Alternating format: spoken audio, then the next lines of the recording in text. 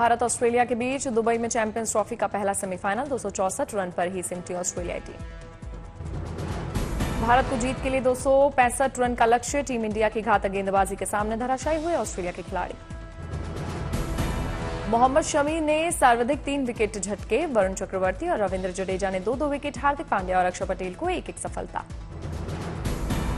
Australia कप्तान Steve Smith ने सबसे ज्यादा 73 रन बनाए, एलेक्स कैरी 61 रन और ट्रेविस हेड 39 रन बनाकर आउट।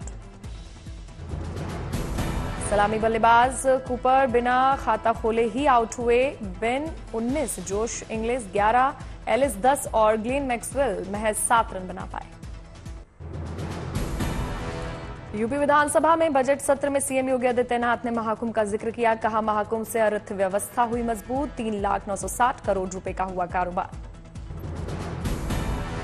यूपी की मजबूत कानून व्यवस्था का उदाहरण देते हुए बोले सीएम योगी आदित्यनाथ, कहा महाकुंभ कुल 67 करोड़ श्रद्धालु आए, लेकिन अपराध की एक घटना सामने नहीं हुई। समाजवादी पार्टी पर बरसे सीएम योगी आदित्यनाथ, कहा सबका साथ सबका विकास की बात करने वालों की सोच को सांप्रदायिक कहते हैं, वो भारत की आस्था से खिलवाड़ करते हैं।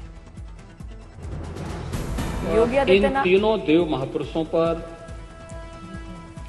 समाजवादी पार्टी का कोई विश्वास नहीं है, क्योंकि आप लोग भारत की आस्था के साथ खिलवाड़ करते हैं। आपने कहा कि हमारी सोच सांप्रदायिक है। सीएम योगी आदित्यनाथ ने समाजवादी पार्टी पर बोला हमला, कहा डॉक्टर लोहिया का नाम लेने वाली समाजवादी पार्टी उनके आचरण, आदर्शों और सिद्धांतों को भूल गई। संभल मुद्दे पर बोले सीएम योगी आदित्यनाथ, कहा एक शरारत के तहत 68 तीर्थों और 19 कूपों की निशानी मिटाई गई, उसको खोजना हमारा काम था, हमने 54 तीर्थ और 19 कूप खोज निकाले। सीएम योगी आदित्यनाथ ने 68 में 54 तीर्थों को बताया विरासत का हिस्सा, कहा जो हमारा है हमें मिल जाना चाहिए, इससे इत्र कुछ नहीं।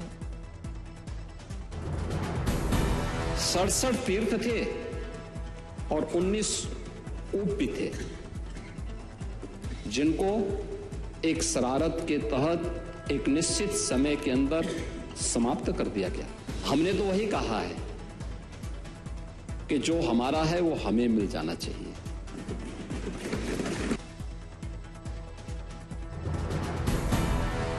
अखिलेश के महाकुंभ स्नान को लेकर सीएम योगी आदित्यनाथ ने शिवपाल यादव के लिए चुटकी, कहा चच्चू महाकुंभ जाना चाहते थे, लेकिन चच्चू बहक गए, फिर खा गए गच्चा। लेकिन जो मेरी आस्था थी वही आपकी भी आस्था है, लेकिन चच्चू बहक गए, फिर खा गए गच्चा।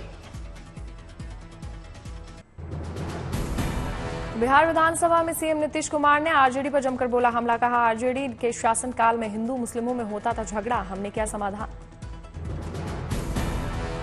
आरजेडी पर बरसते हुए बोले सीएम नीतीश कुमार, कहा हिंदू मुस्लिम के भाईचारे के बीच साजिश करने वालों को किया बेनकाब, चाहे कब्रिस्तान की घेराबंदी हो या मंदिरों की घेराबंदी, उसका समाधान किया। बिहार में शिक्षा, स्वास्थ्य, सड़क और बिजली के मुद्दे पर आरजेडी को घेरा गया, कहा इनके शासन में बिहार में हर स्तर पर की गई थी चौपट व्यवस्था। आरजेडी नेता तेजस्वी यादव ने सीएम नीतीश कुमार पर कसा तंज, बोले 2005 से पहले कुछ था कहां, संसार की उत्पत्ति तो 2005 के बाद हुई, सुनने के लिए होना चाहिए कलेजा। तेजस्वी ने राज्यपाल के अभिभाषण को बताया कंफ्यूजन से भरा, बोले पेश किए गए बजट से अलग था राज्यपाल का अभिभाषण।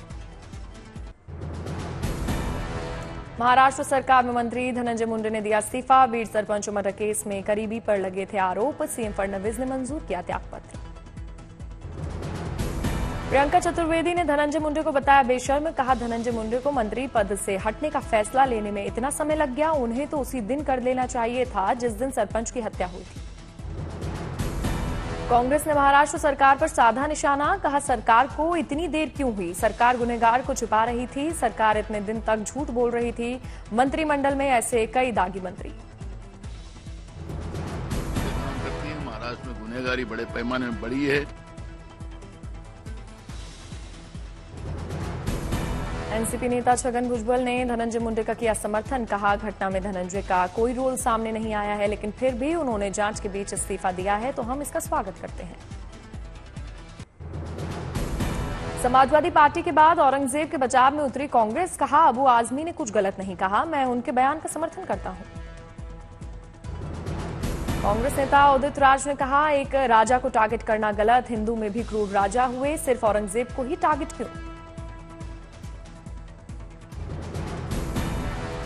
लोग क्या बड़े राजा छोटे राजा को नहीं मारते थे, नहीं करते थे, उनकी औरतें नहीं छीन लेते थे, संपत्ति नहीं हड़प लेते थे।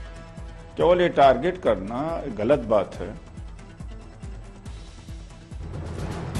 कांग्रेस नेता रशीद अलवी ने बीजेपी पर साधा निशाना, कहा औरंगजेब पर आरोप है कि उसने मंदिर तोड़वाए, लेकिन उसने मंदिरों को पैसे भी दिए। क्या बीजेपी ने गुजरात में मंदिर नहीं तोड़वाए? बीजेपी ने मंदिर और मस्जिद दोनों तोड़वाए। औरंगजेब पे इल्जाम है कि उसने मंदिर तोड़वाए, उसने मंदिर तोड़वाए भी, उसने मंदिरों को जायदाद, जमीन और पैसे भी दिए। क्या बीजेपी की सरकार गुजरात के अंदर मंदिर नहीं तोड़वाए? आपने 300 मंदिर तोड़वा दिए गुजरात के अंदर। किसानों के धरने से पहले चंडीगढ़ से पंजाब तक ताबड़तोड़ एक्शन, किसान नेता दलजिंदर गिरफ्तार, कुलवंत सिंह नजरबंद, पुलिस की छापेमारी। किसानों पर पुलिस की कार्रवाई पर नेता प्रतिपक्ष प्रताप सिंह बाजवा ने सीएम मान पर साधा निशाना, कहा भगवंत मान को बर्खास्त किया जाना चाहिए, वो शासन करने के योग्य नहीं। प्रताप सिंह बाजवा ने कहा पंजाब को मानसिक रूप से स्थिर नेता की जरूरत है, भगवंत मान को केजरीवाल से ज्यादा विपश्यना की जरूरत है। किसानों पर पुलिस की कार्रवाई पर अकाली दल के नेता विक्रम मजीठिया ने सीएम मान पर किया वार, कहा भगवंत मान अपना आपा खो बैठे हैं, उन्होंने अपमान किया है। अकाली दल ने किसानों का समर्थन किया, कहा हम किसानों के साथ खड़े हैं। दिल्ली सीएम रेखा गुप्ता ने भरसवा लैंडफिल साइट का दौरा किया, एलजी विनय सक्सेना के साथ मिलकर सीएम ने लगाए बांस के पौधे। सीएम रेखा गुप्ता ने पिछली सरकार पर साधा निशाना, कहा पहाड़ों की बात बहुत की पिछली सरकार ने, लेकिन कोई भी काम नहीं किया, हम हर महीने निरीक्षण करेंगे, हम उनकी ऊंचाई कम करेंगे। पानी मंदिर को बहा के ना ले जाए, ऐसे ही एक शिला का काम आपने उस सरकार के समय में किया। दिल्ली के एलजी विनय सक्सेना ने कहा हमने 2 साल बाद पौधारोपण शुरू किया, 2000 बांस लगाए गए, यह प्रदूषण मुक्त दिल्ली की ओर एक कदम है।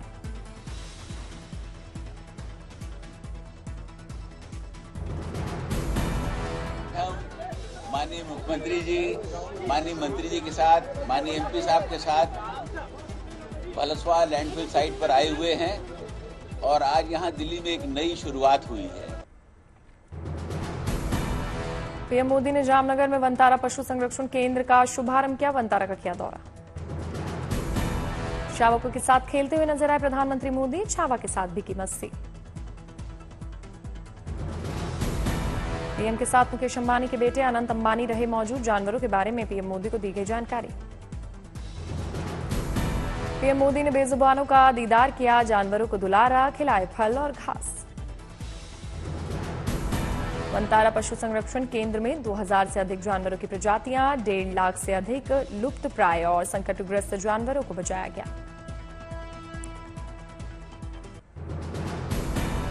भारतीय सेना की त्रिशक्ति कोर ने T-90 टैंक की परखी ताकत, सिलीगुड़ी कॉरिडोर और सिक्किम की सुरक्षा के लिए महीने भर का लाइव फायरिंग अभ्यास सफलतापूर्वक हुआ पूरा। सेना की युद्ध क्षमता को बढ़ाना और बख्तरबंद युद्ध रणनीतियों को परखना उद्देश्य, उन्नत फायर कंट्रोल सिस्टम, बेहतर गतिशीलता और मजबूत सुरक्षा से है less tank anti tank guided missile दागने की भी सक्षम।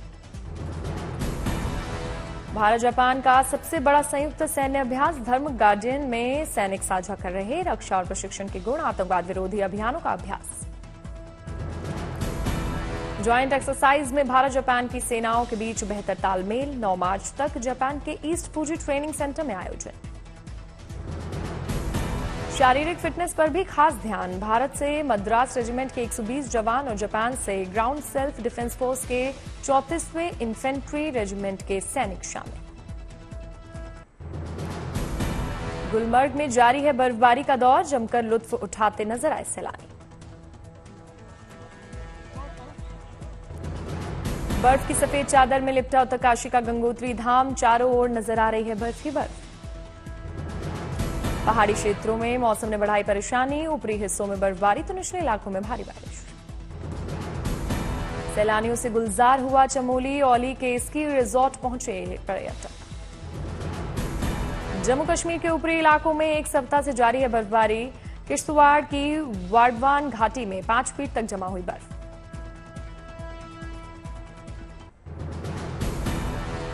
दिल्ली एनसीआर में फिर से बदलेगा मौसम का मिजाज, जो 6 मार्च से 10 मार्च के बीच हो सकती है बारिश।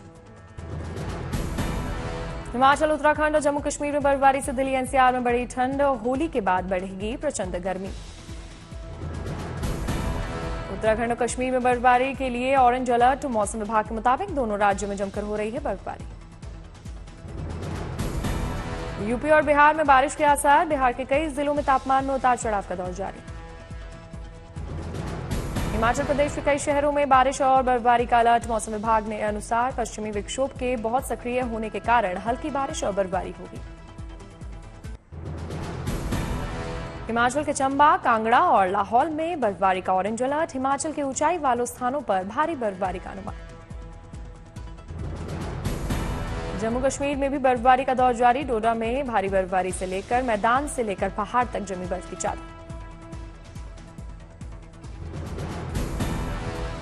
जम्मू कश्मीर के रामबन में भारी बर्फबारी, बर्फ से ढके पहाड़।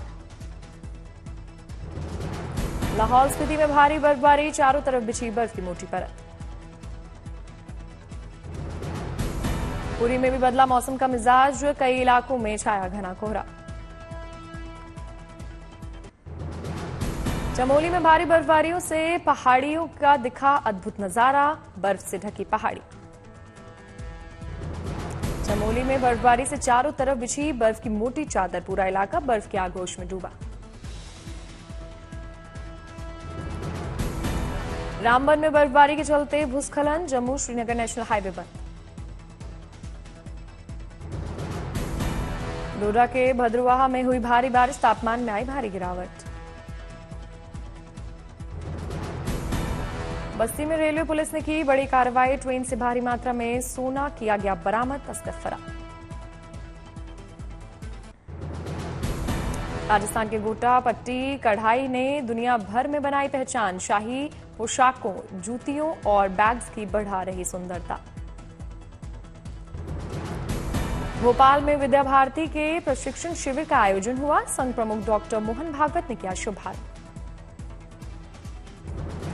संभल में बन रही नई पुलिस चौकी, वैदिक मंत्रों के बीच हुआ भूमि पूजन। हरिद्वार में विकसित भारत प्रदर्शनी में शामिल हुए सीएम पुष्कर सिंह धामी, 4 धाम यात्रा की तैयारी के लिए जायजा। मदुरई में तमिलनाडु के डिप्टी सीएम उदयनिधि स्टालिन ने मिनी स्पोर्ट्स एरिना का उद्घाटन किया, युवाओं को चुस्त दुरुस्त रखने के लिए दी गई सौगात। कर्नाटक के उडुपी में कॉप होसा मारीगुड़ी मंदिर पहुंची कंगना रनौत और बीएल संतोष, विधि विधान से की गई पूजा। उज्जैन के बाबा महाकाल के दरबार में पहुंची हर्षा रिछारिया, विधि विधान से की गई पूजा अर्चना। अयोध्या में आने वाले श्रद्धालुओं के लिए लावारिस जूते चप्पल के लिए नगर निगम ने चलाई मुहिम, जेसीबी और ट्रॉलियों की मदद से हटाए जा रहे हैं लावारिस जूते चप्पल। बड़गाम में कॉलेज के छात्रों के लिए सड़क सुरक्षा शिक्षा जागरूकता कार्यक्रम का आयोजन, बड़ी संख्या में छात्र हुए शामिल। प्रयागराज के त्रिवेणी संगम पर साइबेरियाई प्रवासी पक्षियों का आगमन, बड़ी संख्या में संगम तट पहुंचे प्रवासी पक्षी। छावा ने स्त्री 2 पुष्पा 2 को छोड़ा पीछे, पहुंची 500 करोड़ के पार, ठंडा पड़ा सोहम शाह की क्रेजी का क्रेज।